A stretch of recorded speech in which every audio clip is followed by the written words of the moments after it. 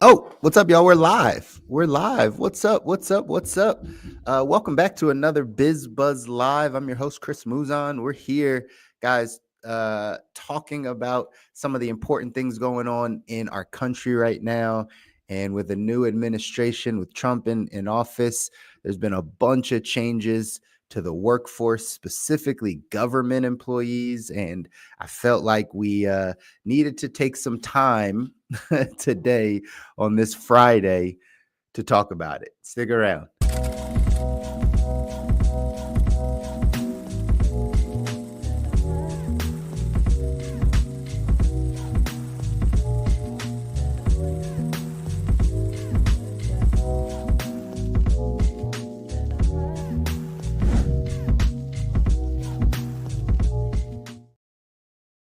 That's right. That's right. That's right. We're back, y'all, for another episode of BizBuzz Live. Again, I'm your host, Chris Muzan, your financial coach, financial therapist, helping you through all things money. The reason why we start BizBuzz Live and continue these conversations is because as I've been sitting down with people dealing with their finances over the past 11 to 12 years, whether we're talking about their investments or their savings habits or their budgeting or tracking or their insurance protection or their estate plan or their goals and dreams for the future, inevitably the conversation comes back to their cash flow. How much is coming in? How much is going out? Do we have the ability to bring more in? Because if we can bring more in and keep more of what we're making, it'll flow into all the rest of the parts of our financial life. And so a lot of times when we go through the financial hiccups of life, we go through the financial trials and adversities of life, it a lot of times comes because we don't have enough income. We don't have enough income. I saw a study that said that 47% of Americans, 47% of Americans that earn between $150,000 to $200,000 a year in income live paycheck to paycheck. Let's just say half of the people that make $150,000 to $200,000 a year live paycheck to paycheck. Well, that's why we would have this show. One, people might say, okay, yeah, you can lower your expenses. You're probably living above your means. Sure, it could be. Or it could be the fact that you still just don't bring in enough for the area that you live in, or for the amount of children that you have, or for what your cost of living is in that area. Whatever the case is, probably an answer to make some more money. So whether you're working at a job currently that you enjoy, but maybe doesn't have the horsepower to get you to where you want to go financially, we might have to look at some other industries. Maybe you're an entrepreneur that just needs multiple streams of income. You got to understand what industries to pay attention to that you can build in. What if you're in the gig economy and you have a job, but you have some side things? Well, also understanding what industries are going to be able to jumpstart your financial career, financial future, so to speak, are going to be important. We're going to be important. And today we're having this conversation with all the stuff that's happening in the news that Trump is now doing, the new administration is now doing when it comes to specifically government workers, federal employees, and what's happening with them. I feel like it's the time to start having this conversation around government jobs being impacted. Because it's happening. It's happening all around us. There was once a time, not too far ago, that someone would have given you the advice, man, just get a government job, right? Somebody out there whose parent, family member, close friends, family, relative, something wanted you to have the safe, secure, cushy life. So they told you, go get a government job. Man, once you get a government job, you're in. They're not going to fire you. None of that stuff's going to happen. You're going to have a pension. All these things of how to just skate through in life and get the easy, go through life with the least resistance, go through your work life with the least resistance. That was once, might still be, but was once the rhetoric or the advice from a lot of people. In 2025, but now with the new president that might not be the case. That might not be the case. Here's some of the things that we've been seeing already, if you haven't been seeing it, right? There's a federal hiring freeze. There was a federal hiring freeze. So about a week and a half ago, January 22nd, Trump issued an executive order enacting a federal hiring freeze, right? Excluding positions related to national security and public safety. So like cops and stuff like that. No, but every other job that the federal government has, like they're not hiring right now. Signs closed. We are not hiring. We're not hiring. So think of all the people that were like coming out of college thinking they were going to get a government job, going through some certifications or some training to get a government job. And with one swoop of the pen, President Trump comes in and says, you know what? we're not hiring right now. We're not hiring. So all you that were thinking you're going to get some government jobs, we're not hiring. The other thing you might have seen in the news, right? The elimination of DEI programs, the diversity, equity, and inclusion programs within the federal government no longer needed. Trump comes in and is like, you know what? We're going to get rid of all these positions. We don't need them anymore. So imagine this was you 5 years ago, 4 years ago, 3 years ago, and you're like, DEI is here. It's going to be here. And you chose to go all in on DEI. You chose to go all in on your resume saying, you know, how well-versed you are. You started taking courses and reading books and getting certifications and being a DEI specialist. And now, in a matter of a week or two, you don't really have a job anywhere. Not in the federal government, not in corporate America, as we see all these companies start rolling back their DEI initiatives. All these things changed like that. Remember, the show is talking about your cash flow. It's trying to help you get ahead of the curve so you don't have these financial hiccups where you think things are going well and you're not paying attention to the landscape of what's happening. And because of that, you put yourself in a bad financial position. You put yourself in a position where you have to start over again.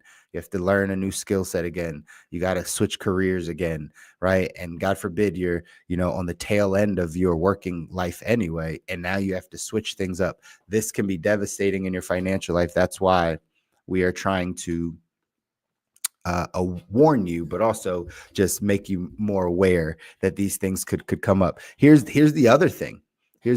So outside of the federal hiring freeze and outside of the DEI initiatives that are going away, I'm sure some of you have seen the news that it's funny because I had another thought come into my mind, but I got to get back to that one just to stay on track. Right. But you've seen the fact that federal employees right now, man, it made me lose my train of thought. I should probably just talk about that one. Anyways, what was I about to say? What are you seeing in the news? Federal employees. We talked about DEI. We talked about the hiring freeze. Oh, there we go. The buyout, right? So some of you have seen that federal employees, right, got an email saying that if they want to resign, willfully resign, you have until this upcoming week, right? This upcoming Friday, I believe, February 6th, to make that decision. And if you do, the government will pay you through September. Like, it's a buyout, right? It's hey, like, we're not just going to fire you and then like you have to go collect unemployment type of thing, because that comes from the government also. We're going to say, hey, you're going to have to say, yes, I willingly resign, and we'll pay you all the way for the next 8 months through September. Now that comes on the back of what we talked about a few weeks ago, which was going back into the office.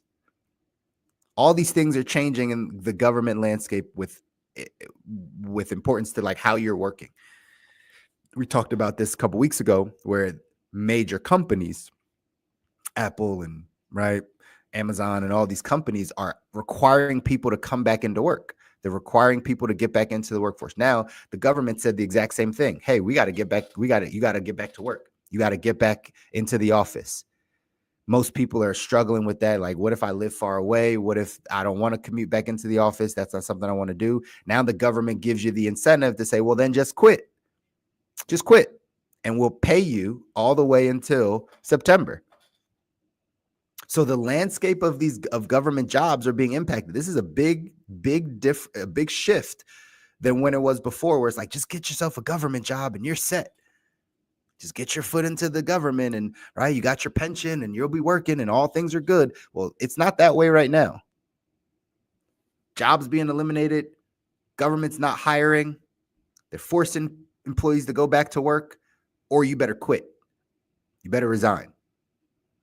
That's the new landscape in 2025, January 31st of 2025. That's the new landscape of jobs with the federal government, right? So how does this impact you?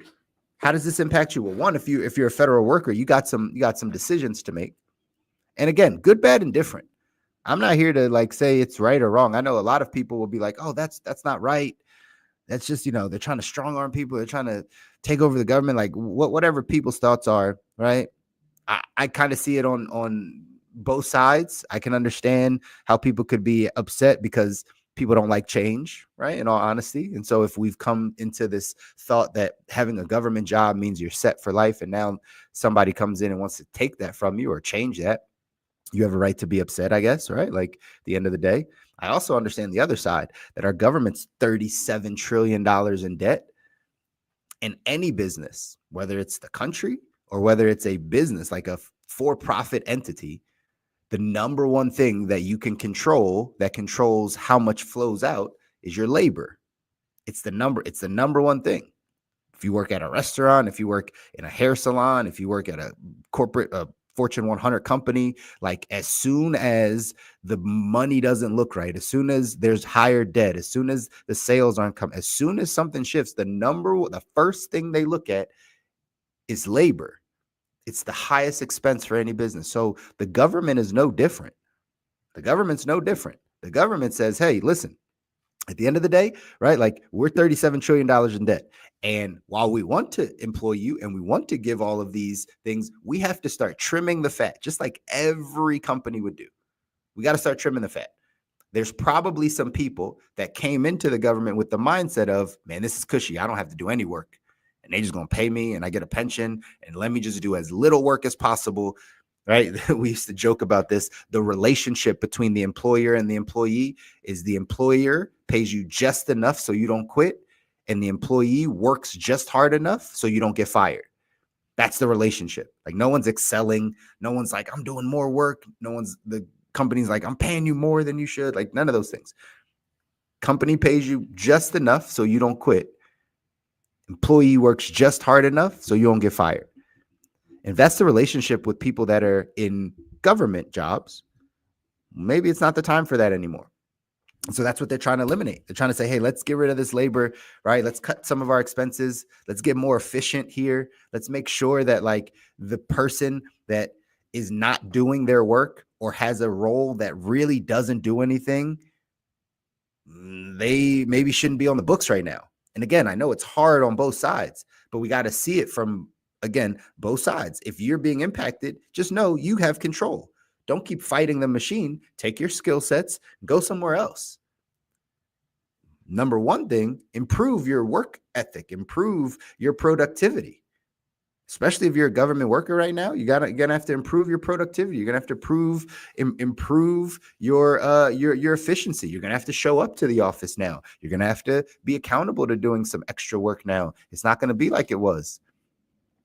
So I don't want this to impact your life where now financially you're not in the best place. So for some of you that, since we're talking about this this buyout, if you are a federal worker and you're listening to me, you popped in on LinkedIn or you popped in on YouTube and right, you're listening to me yap here about like how this impacts you. Well, you should take some serious consideration in figuring out what skill sets you have that over the next 8 months, imagine, I don't know, maybe this is just me, but I'm just here to give you my perspective on stuff. But if I was just in a federal job, had a federal job, It's not fulfilling me. I show up, I do my job, and I'm getting the opportunity to get a buyout, right? To just for the next 8 months have money come in without me having to do work.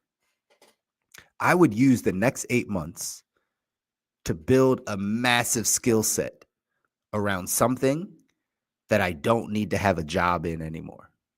This is like, if I was a federal worker, this would be my out to go from a job to an entrepreneur. This would be my out. Like, I don't know that you can get a better scenario than this.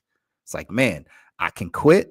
I can get paid for the next 8 months, and I can build my skill set, and I can build my relationships, and I can build a business that will start to generate, like, it almost gives you like a head start.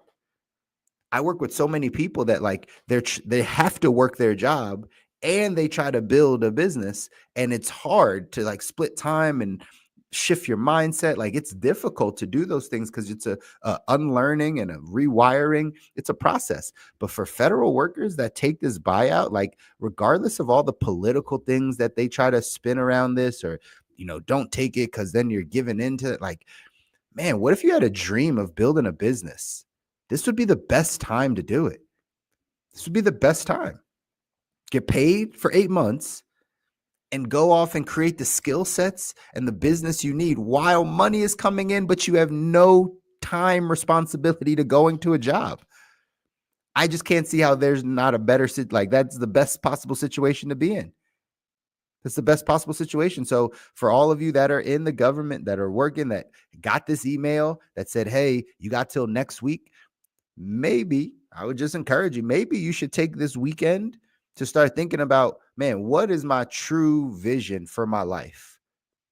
What is the true vision for my life? What are the things that I know I want to do that will fulfill me? What are my skill sets? Take an audit of your skill sets. Take an audit of what are you good at?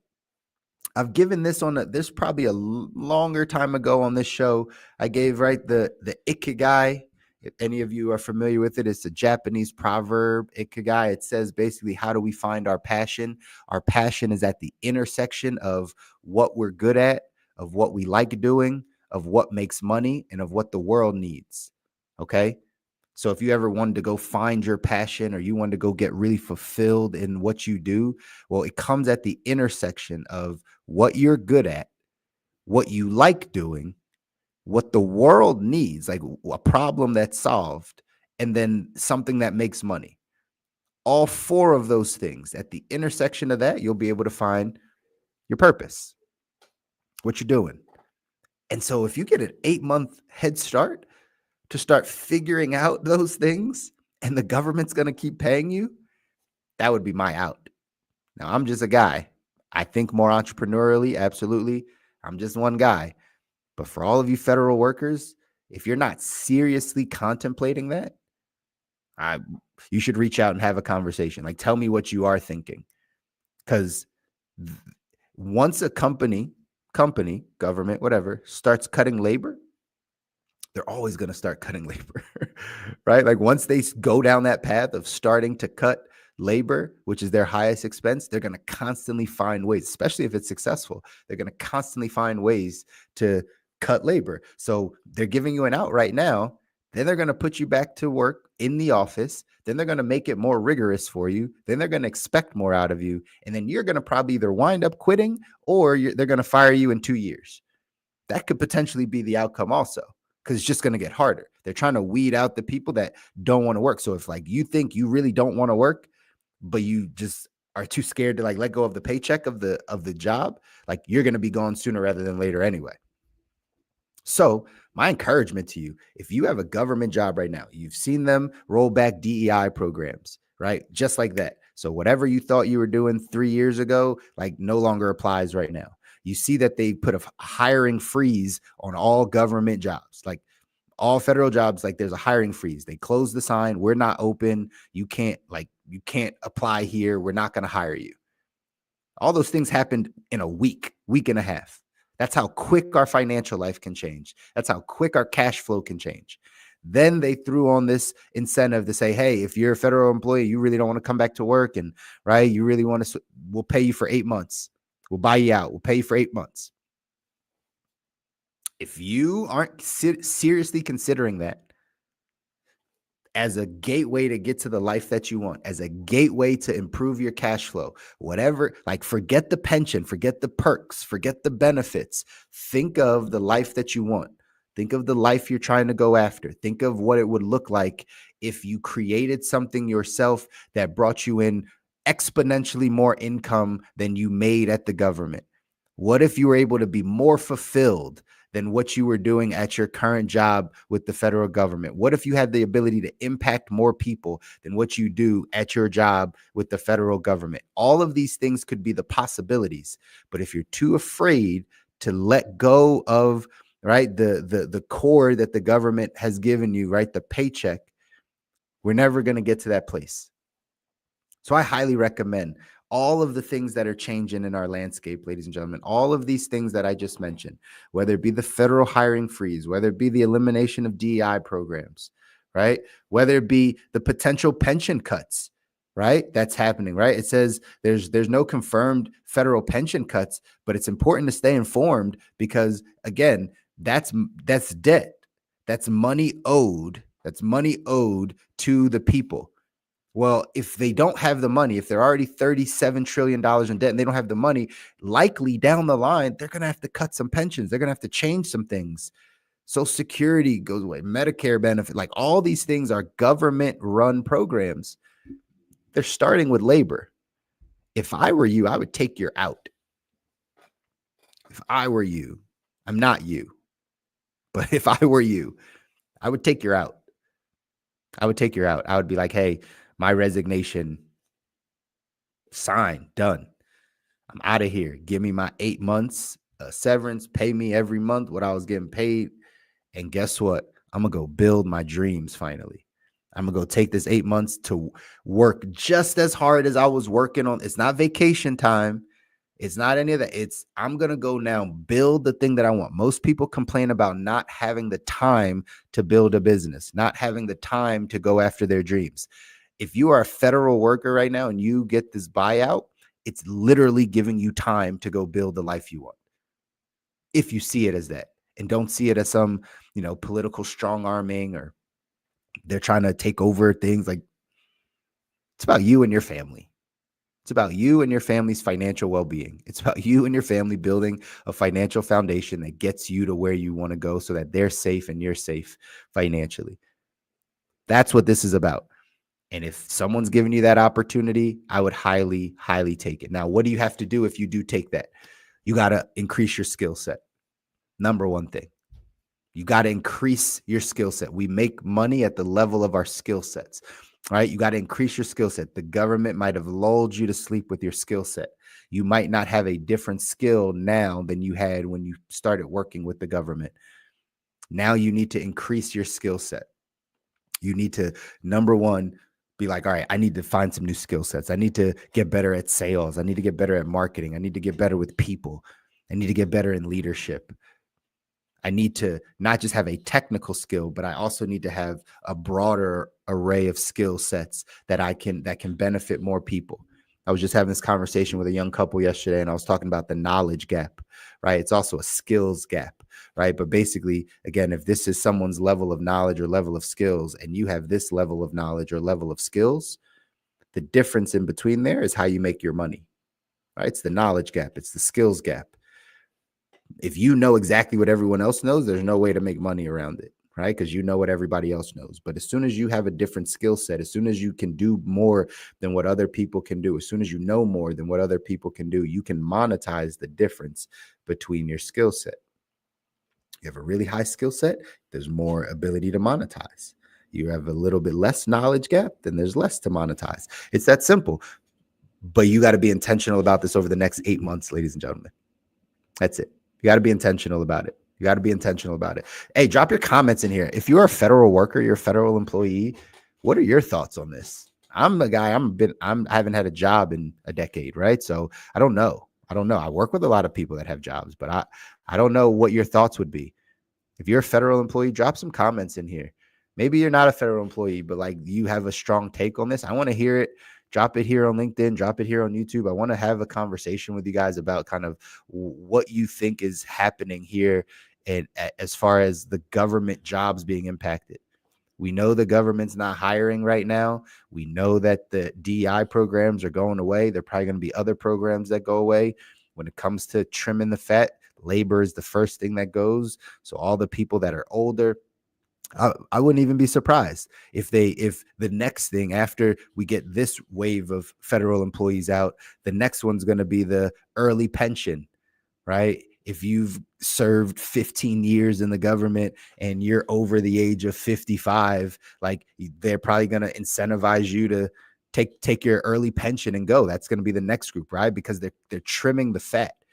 They're trimming the fact that like our government is spending too much money on labor, on people. And if it's not benefiting everybody, then that's where our tax dollars are going. So they're going to have to make some changes. I just don't want you to get caught up in the changes. I don't want it to impact your family. I want you to be ahead of it. If you're a federal employee, if you're thinking about working for the government, it's funny because on TikTok, I commented on this girl's post. She was like, she was giving this advice. This is maybe 2-3 weeks ago. I got to find it. She was giving the advice like, you got to get a government job so you can get a pension. It's just cushy. It's all these things, right? And I put in the comments like, this is not going to age well. Like this post is not going to age well. You're setting people up for failure because our government's $37 trillion in debt. Those pensions, that government job, like it's not going to be the same thing if we're going to get out of debt. And so you got to know your options. You're a federal employee. I would highly recommend that you take that severance and go build the life that you want on the government's dime for one last time. For one last time on the government's dime, go off and build the life that you want over these next 8 months. It's going to be difficult. You're going to need to increase your skill set. You're going to need to change some things. You're going to need to get better work ethic. You're going to need to find a place to work because you might not be able to do it from home. There's going to be a bunch of things in your way, and it's still the right thing to get to fulfillment and get to the life you want. That's going to help you increase your cash flow. Then it's going to help you do all the right things with your money. All right. Again, we jump on here every Friday to talk about these industry things. The federal worker side right now has been top of mind for a lot of people. And again, if you are a federal worker, drop some comments. I want to hear your thoughts. I want to hear exactly like what you think about this federal work freeze, DEI programs rolling back, right? The buyout, the fact that they're going to offer you 8 months of severance basically in order to just leave the government. I want to hear what you got to say about it.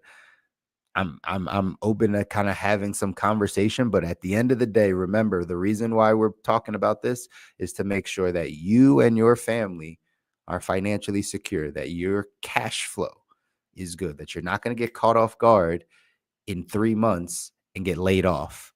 And then you have a serious cash flow issue, that you're not going to get caught off guard in a year and a half and get laid off. You're not going to get caught off guard in 2 years and not have a pension.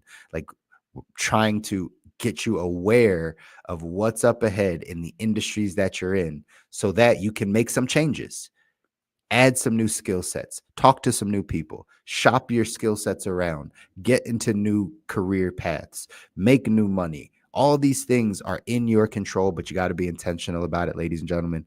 That's why we talk about it here on BizBuzz Live every Friday, 10:30 a.m. Eastern for 30 minutes, live on LinkedIn, live here on YouTube. I appreciate y'all that check in. I appreciate y'all that comment and give feedback. Drop some more comments and some more feedback in there. This is a hot topic right now around federal workers. This is not a blame Trump thing. This is a how do you secure your family's financial future thing. All right. Until next Friday, y'all, enjoy the last of January, and let's head into February. We'll see you guys next week for another conversation. Take care.